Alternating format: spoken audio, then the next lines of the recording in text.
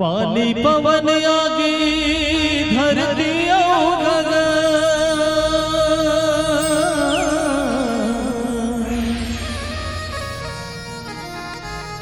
यही पांचों ने मिलके बने हैं नार तन।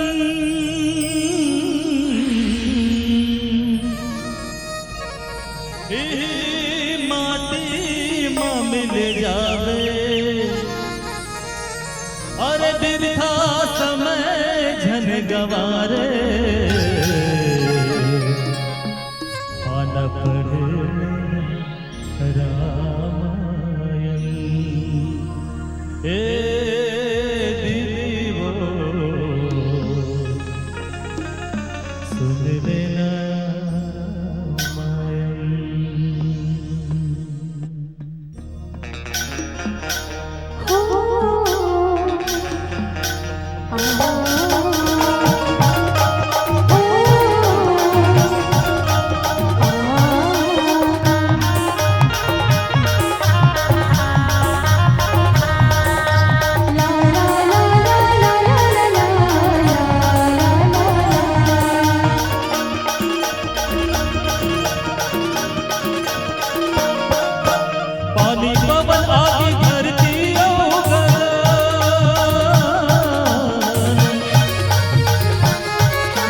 पांचों मिलके बने हैं नार तन।